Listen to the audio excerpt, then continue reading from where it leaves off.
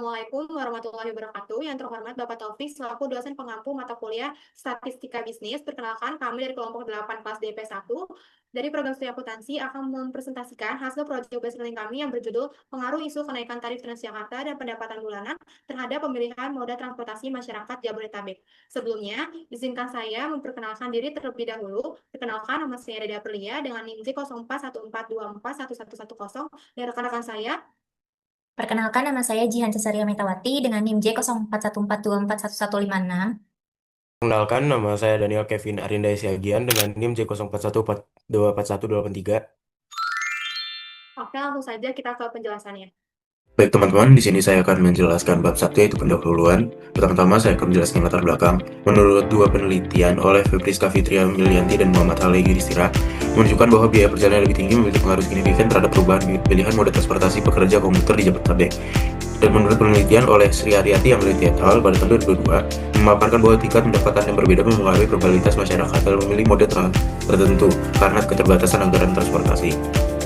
Selanjutnya untuk rumusan masalah. Pertama, secara parsial apakah terdapat pengaruh isu kenaikan tarif Transjakarta terhadap pemilih moda transportasi masyarakat Jabodetabek? Yang kedua, secara parsial apakah terdapat pengaruh pendapatan bulanan terhadap keputusan dalam pemilihan moda transportasi masyarakat Jabodetabek?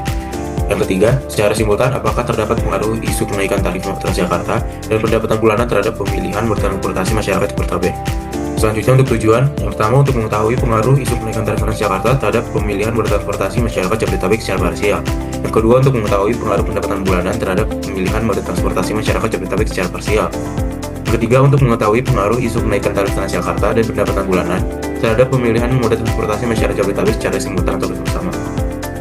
Selanjutnya ada manfaat, terbagi menjadi dua, yaitu teoritis dan praktis. Yang pertama menambah pengetahuan mengenai pengaruh isu kenaikan tarif pendapatan masyarakat terhadap pemilihan moda transportasi. Yang kedua menjadi referensi untuk penelitian terkait perilaku pengguna transportasi publik. Yang ketiga memperkuat model analisis hubungan antara variabel tarif, pendapatan, dan pemilihan moda.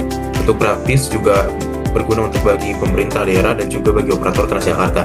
Bisa menjadi dasar evaluasi kebijakan kenaikan tarif agar lebih tepat sasaran, dan juga dapat memberikan masukan mengenai dampak isu kenaikan tarif terhadap minat dan perilaku pengguna, memberikan gambaran tentang bagaimana masyarakat respon berubah tarif berdasarkan pendapatan, dan juga membantu penyusunan program layanan atau penyesuaian tarif yang sesuai dengan karakteristik pendapatan penumpang.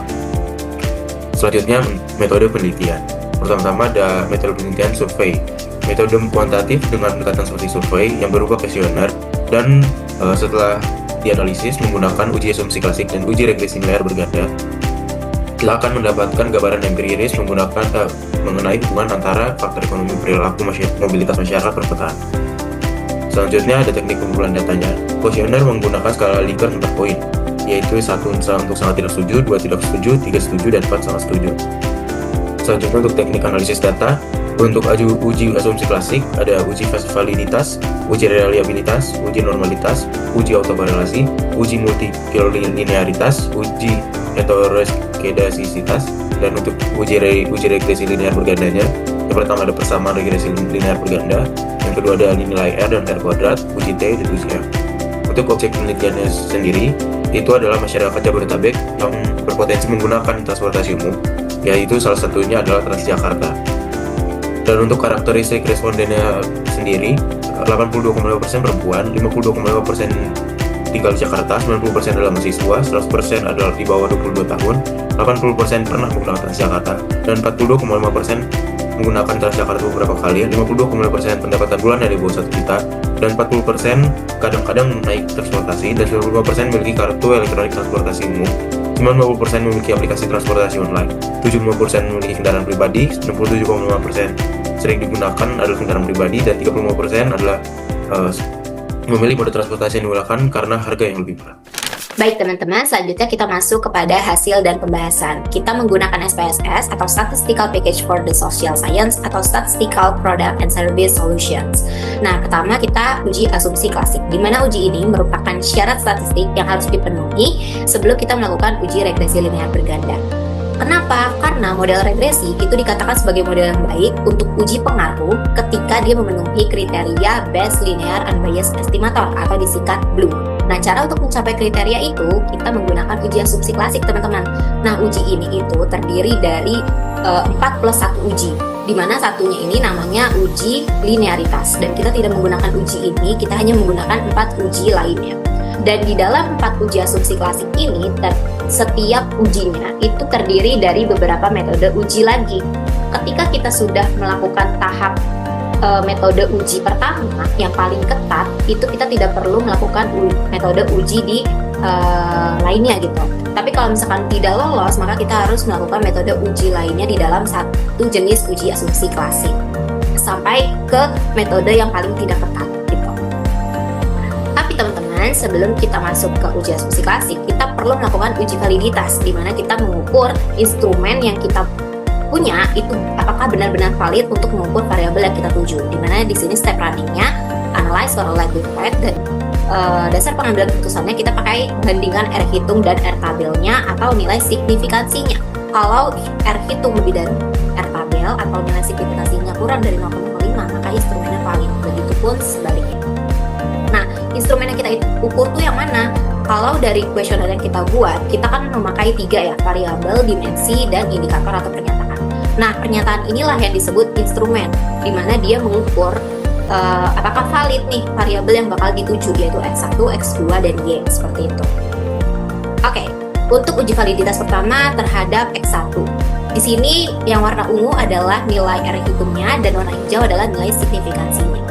Kemudian kita bandingkan dengan R tabel. R tabel dapat dari kita searching Google R tabel untuk N atau banyak respondennya itu sebanyak 40 dan DF itu N-2, 40 kurang 2 jadinya 38 dengan alfanya 5%. Didapatlah untuk nilai R tabelnya adalah 0,3120.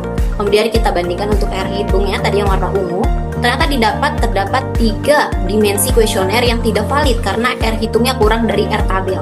Sehingga yang valid, yang lolos itu hanya sebanyak 7 dimensi kuesioner.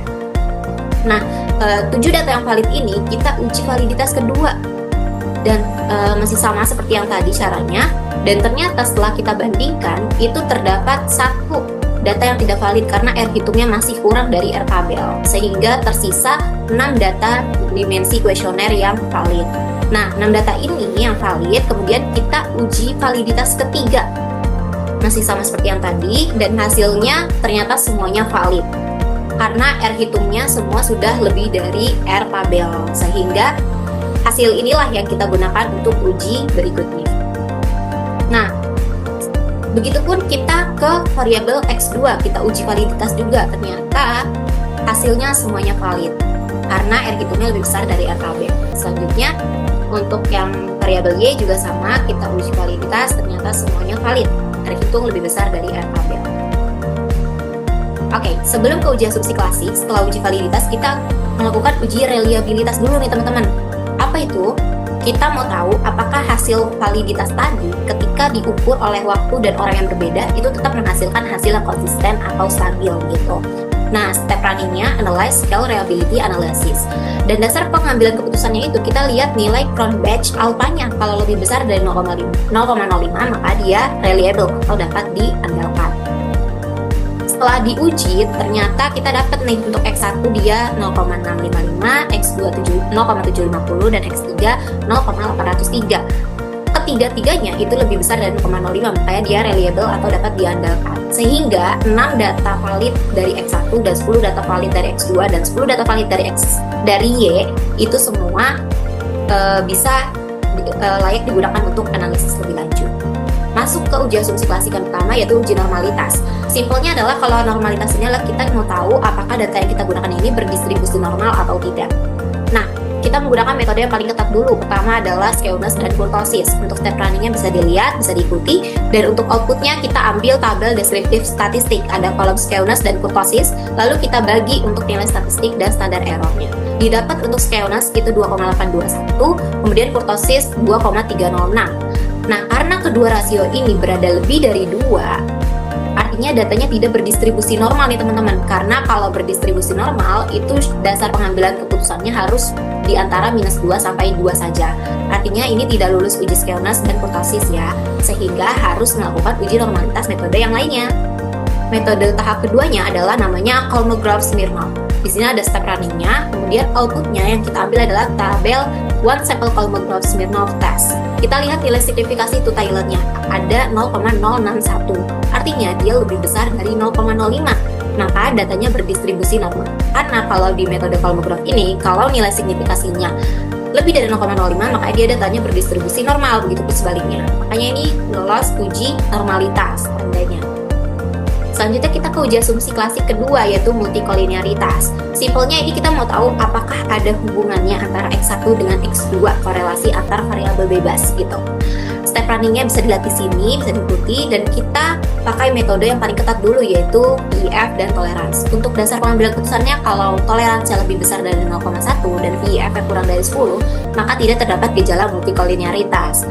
Setelah diuji, kita dapat outputnya tabel koefisien, di mana di kolom toleransi dan VEF kita dapat toleransi 970 dan VEF-nya 1,031. Di mana kedua-duanya ini untuk toleransi itu lebih besar dari 0,1 dan VEF-nya lebih kecil dari 10, makanya tidak terdapat gejala multikolinearitas. Artinya lulus uji VEF dan toleransi. Selanjutnya uji asumsi klasik yang ketiga ada autokorelasi, teman-teman. Ini simpelnya adalah kita mau tahu apakah ada korelasi antara kesalahan periode sekarang dengan kesalahan periode yang lalu. Karena kalau misalkan ada korelasi antara keduanya, artinya itu tidak memenuhi kriteria blue tadi. Untuk step runningnya bisa dilihat di sini. Kemudian dasar pengambilan keputusannya, kita pakai metode yang paling ketat dulu, yaitu Durbin-Watson. Di sini ada banyak keputusan, tapi yang membuat yang lolos adalah keputusan yang ketiga, yaitu DU kurang dari DW dan kurang dari 4 DU, di mana koefisien autokorelasi itu sama dengan 0, artinya tidak ada autokorelasi. Setelah diuji, kita ambil output tabel summary, tabel modal summary, di mana di kolom Durbin-Watson diketahui DW-nya itu 2,163. Kemudian kita bandingkan dengan nilai DL dan nilai DU-nya didapat dari mana? Kita searching Google tabel Durbin-Watson dan kita cari N-nya sebanyak responden 40, kemudian K-nya itu 2. Itu didapat dari banyaknya variabel X ada berapa. Kita pakai X1, X2, makanya ada 2. Kemudian alfanya 5%.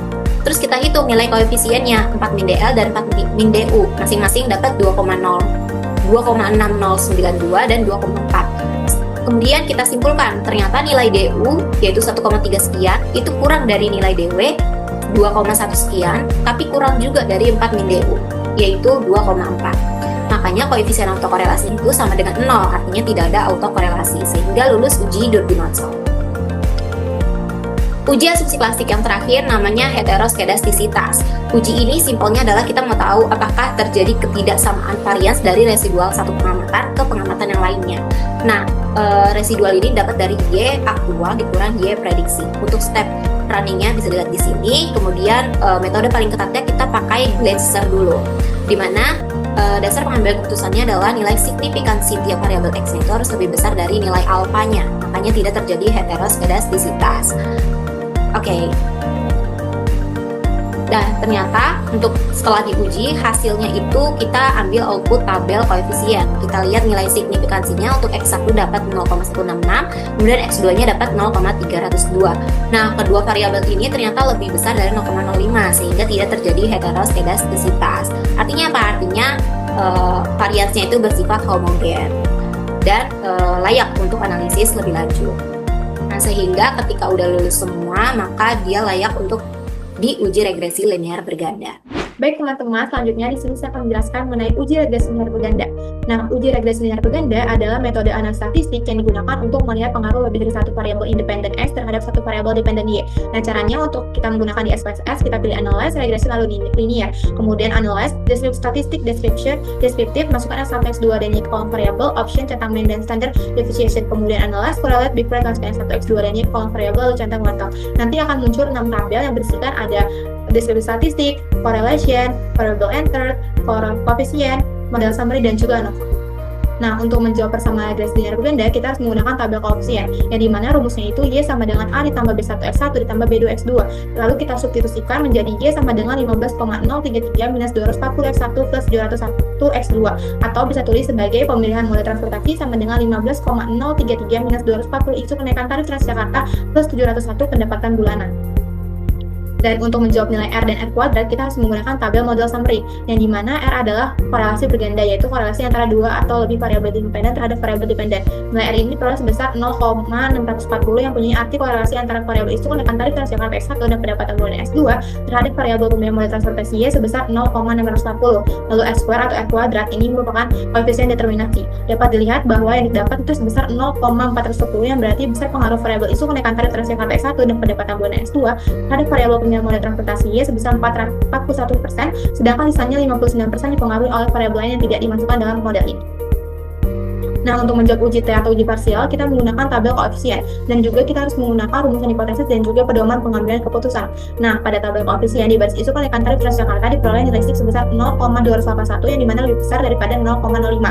Maka H0 diterima, karena H0 diterima, maka H1 ditolak. Jadi, isu kenaikan tarif Transjakarta secara parsial tidak berpengaruh terhadap pemilihan moda transportasi. Nah, selanjutnya, pada tabel koefisien di baris pendapatan bulanan diperoleh nilai SIK sebesar 0, yang dimana kurang dari 0,05, maka H0 ditolak, karena H0 ditolak, H1 diterima. Jadi pendapatan bulanan secara parsial berpengaruh terhadap pemilihan moda transportasi.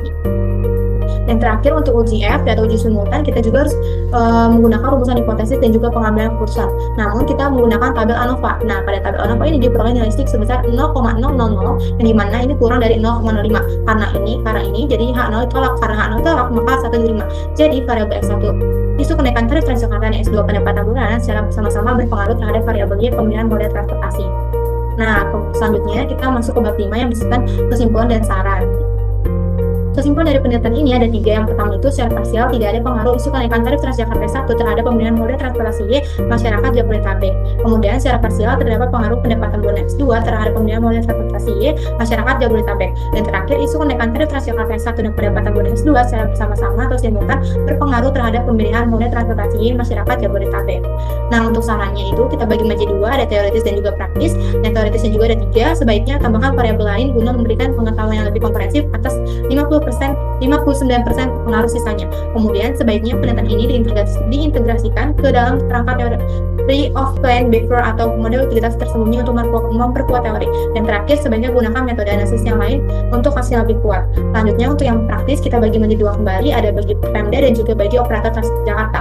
Nah, untuk yang Pemda ini atau pemerintah daerah, sebaiknya pemerintah ini meninjau ulang kebijakan kenaikan tarif Transjakarta kalaupun harus naik ini buat harga yang berbeda berdasarkan kemampuan pendapatan masyarakat. Yang kedua, sebaiknya Pemda memikirkan dampaknya ke berbagai kelompok pendapatan bisa berikan subsidi bagi yang berpendapatan rendah. Dan terakhir, sebaiknya perbaiki semua jenis transportasi umum dan perluas jangkauan layanannya agar lebih mudah diakses. Dan untuk operator Transjakarta, sebaiknya rutin menanyakan pendapat terkait kebijakan ini kepada penumpang, kemudian itu berikan masukan kepada pengambil keputusan kebijakan untuk memberi program loyalitas yang lebih terjangkau untuk masyarakat berpendapatan rendah. Dan terakhir, sebaiknya prioritaskan kualitas layanan agar tidak mengurangi kekecewaan masyarakat setelah tarif naik. Selanjutnya adalah daftar pustaka. Jadi kita kutip dari 2 jurnal. Yang pertama ada Mavrianti FF dan juga Yudhistira MF pada tahun 2023. Dan juga ada Anggraini SA Rompis SY dan juga Rumayar ALE pada tahun 2022. Dan selanjutnya adalah dokumentasi. Jadi yang pertama ada di saat diskusi bersama melalui Zoom meeting dan juga diskusi langsung terkait progres PJBL. Oke, selanjutnya di sini ada lampiran daftar pertanyaan kuesioner. Kita bagi jadi 2, ada segmentasi sampel dan juga kondisi perilaku sampel. Jadi kita mau tahu responden dari berbagai perspektif, dari berbagai usia, dari berbagai status dan domisili, dan juga dari gender. Terus untuk kondisi dan perilaku sampel, kita mau tahu supaya responden kita ini tepat sasaran, di mana karena judul kita ini pemilihan moda transportasi, jadi kita mau tahu kalau sampel kita itu juga menggunakan transportasi umum, seperti itu. Dan yang terakhir, di kuesioner kita juga memakai pertanyaan skala Likert, di mana kita mau uji regresi, makanya di sini ada X1, X2, dan Y, di mana kita juga memakai variabel, indikator, dan dimensi. Ada pernyataan, itu sebanyak 10 pernyataan di setiap variabelnya. Dan berikut ada link barcode yang bisa di-scan untuk SPSS pengerjaannya, bisa di-running untuk hasilnya, dan juga ada sheet pengerjaannya. Jadi itu ada hasil-hasil dari uji-ujinya. Next. Oke, mungkin sekian dari kelompok 8. Semoga materinya bermanfaat buat kalian semua. Terima kasih. Kami tutup. Wassalamualaikum warahmatullahi wabarakatuh.